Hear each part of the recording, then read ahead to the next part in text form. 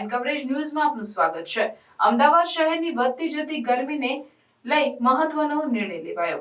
અમદાવાદ શહેરમાં તમામ બગીચા સવારના 6 થી રાતના 11 વાગ્યા સુધી રહેશે ખુલ્લા। શહેરના તમામ બગીચામાં પીવાના પાણીની વ્યવસ્થા ઊભી કરવામાં આવશે। શહેરના એક વોર્ડમાં 40 જેટલી જગ્યા પર પરબ કરાશે।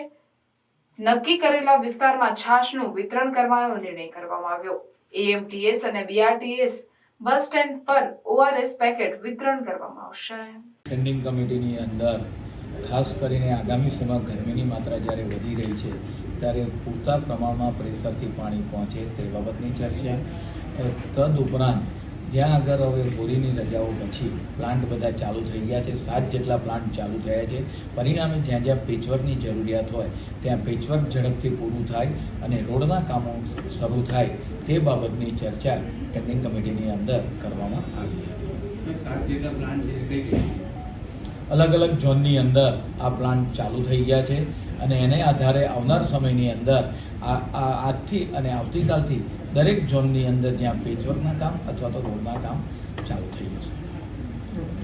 હીટ એક્શન પ્લાન અંતર્ગત જે બગીચાઓ છે એ સવારના 6 વાગ્યાથી રાતના 11 વાગ્યા સુધી ખુલ્લા રહેશે। બપોરના સમયે બગીચા કોઈ બંધ રહેશે નહીં।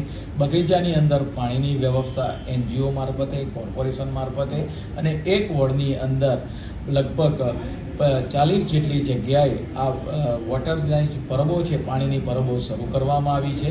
તદુપરાંત આગામી સમયમાં છાશનું પણ વિતરણ કરવામાં આવશે, વેચવામાં આવશે અને બીઆરટીએસ અને એએમટીએસના જે બસ સ્ટેન્ડ આવેલા છે ત્યાં આગળ જો ગરમીથી વધારે કોઈને અસર થાય તો ત્યાં આગળ ઓઆરએસ પાવડરની પણ વ્યવસ્થા ઉપલબ્ધ રહેશે અને તમામ અર્બન હેલ્થ સેન્ટરો પર તમામ પ્રકારની સુવિધા उपलब्ध રહેશે। अन्य खबरों के लिए चैनल को सब्सक्राइब कीजिए। खबरों का नोटिफिकेशन पाने के लिए बेल आइकॉन को जरूर दबाएं।